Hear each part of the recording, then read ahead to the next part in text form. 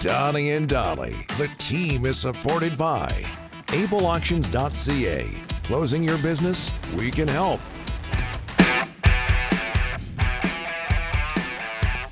It is Monday, and all of our guests today, including Ian Furness, standing by in Seattle, sponsored by Bassan Motors. This November, say no.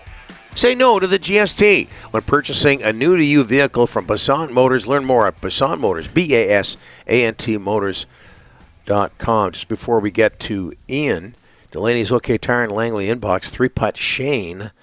Ryan likes Springsteen because he tells a story with his songs, but hates Gordon Lightfoot, whose songs tell a story. Great stories. Come on, man. I just don't like Lightfoot's voice. I'm sorry, because you know why? I also don't like Dylan because of his voice. It's just too, I don't know. Jeez, you are just... But I like Gord Downey, and a lot of people don't like his voice. Yeah, that's true. Yeah. Beauty's in the eye of the beholder. And in terms of your opinion, your opinion of Lightfoot and Springsteen, you're wrong. Okay. Well, Lightfoot, again, much like Vanny, it's personal with you. Well, what do you mean personal? You love that Wreck of the Edmund Fitzgerald song. Based on that song, exactly. I love Gordon Lightfoot. Speaking of beauty, Ian Furness joins us now, KGR Sports Radio, the Kraken Hockey Network. How are you, sir? Have you got power down there? We do.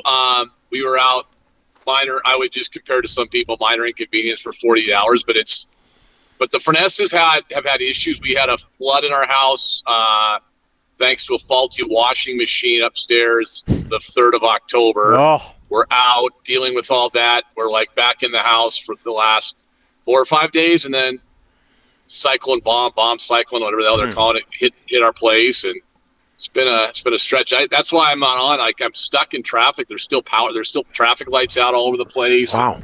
Yeah, it's just it's a mess down here, man. It's a mess for sure. Yeah. We're close by, but you got it much worse than we did here in Vancouver. Seahawks over Arizona, 16-6. That was a tough transition, but we made it. And they've won two straight division games after the break. What's made the difference with the defense, Ian?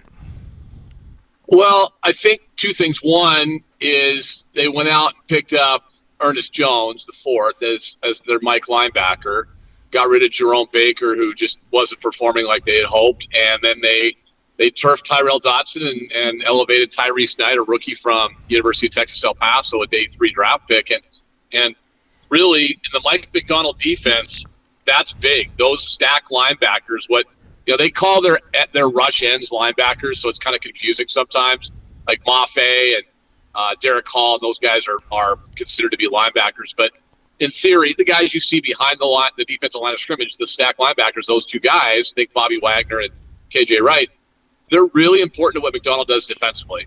So they made some massive moves, and a trade, a cut, an elevation, and those guys have played really well. The guys up front are playing better. Leonard Williams has just been unreal. And then they like to do what they call big nickel, and that's play 3 safeties a lot of times as well. And now that they got Rayshon Jenkins back, Kobe Bryant's been fantastic the last couple of weeks. And, so they've just had some guys step up, and Devin Witherspoon is a superstar in the making. But I think all along we heard, guys, this Mike McDonald defense was based, what we saw in Baltimore, based on heavy communication, deceiving looks, different things like that. And, they said it's going to take some time to get there. I kind of thought to myself, you got all of spring, you got all of summer, wouldn't you get there? But no, it's taken game action to get there, and they're just starting to evolve into what they want to be. How is Ernest Jones available? Because everything I read yesterday, people are glowing about him. They get him from Tennessee, mid-season. How is he available? He's made such a difference. Well, Tennessee was in sell mode. That was the first part. I think the bigger question is why the hell the Rams didn't keep him.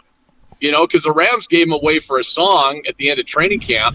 He's in the last year of his rookie contract, so there is that. Teams worry about, are we going to be able to re-sign him or what we're going to do there?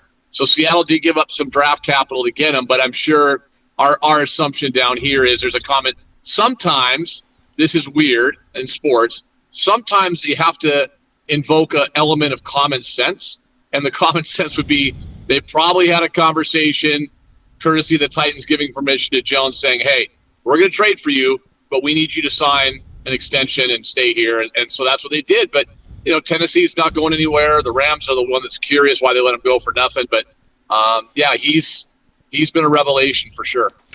This division, though, Ian, is a hot mess. Look at the 49ers got blasted by Green Bay. I mean, there's a legit good chance. Ian, how's this division going to shape up at the end?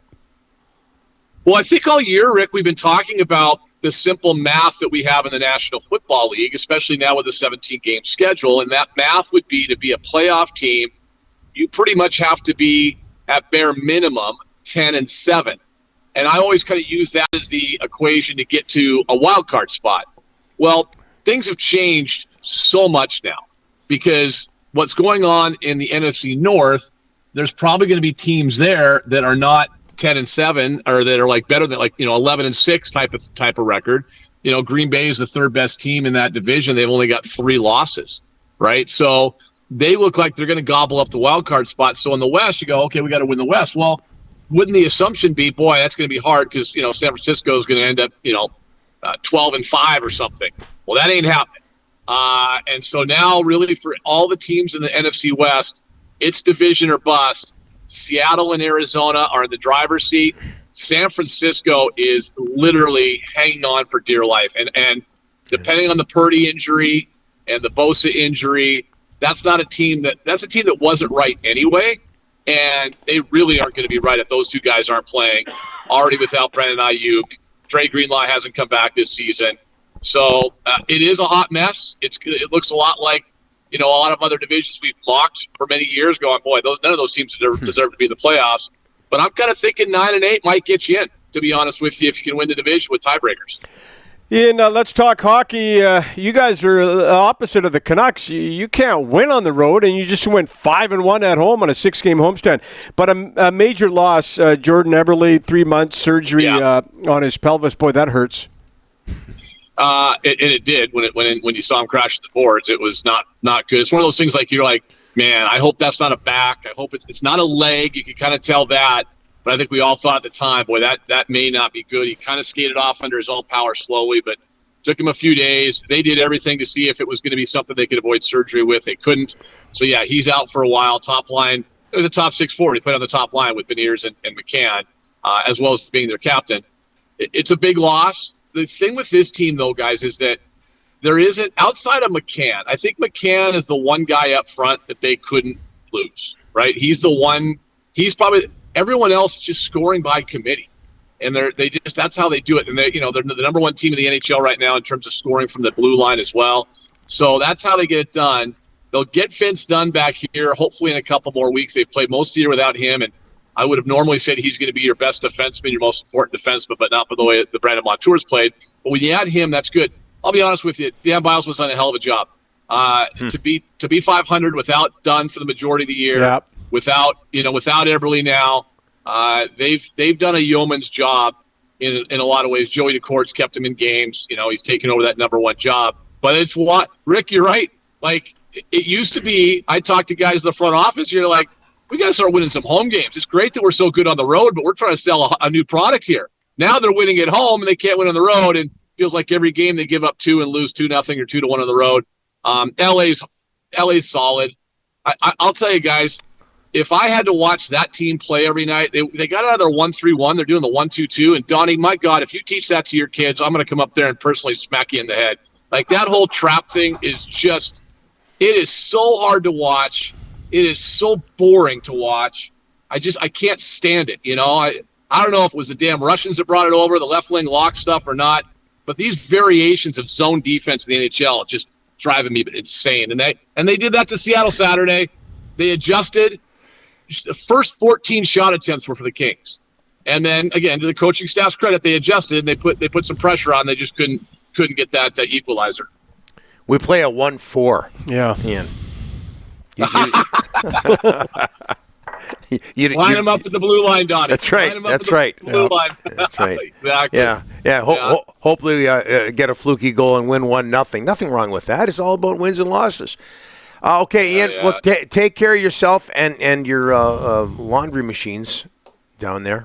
I know. Hey, Hey, on a serious note, can you give me 10 seconds here? Yeah, of course. For something? Yeah. I just saw this pass this morning, and I knew him well from my days in the Dub, and I just thoughts and condolences out to the Hassenfratz family. A longtime NHL referee, Mike Hassenfratz, has died at the age of 58, I believe. Puppy. I'm not sure the cause.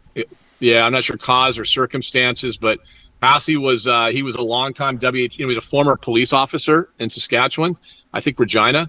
And started refereeing in the WHL and was a grinder, made his way up to the National Hockey League for, 14 seasons or something like that. And really one of the good guys, good characters in the game. And I know your listeners would recognize the name. Mine won't as much down here, but I just want to throw that out there because he was one of the good ones. Thanks for that, Ian. Lots of love for him today on social media, Yeah, absolutely. by the way. Thanks for this, my friend. Good. And all Take care, seriousness, fellas. you too. You take care.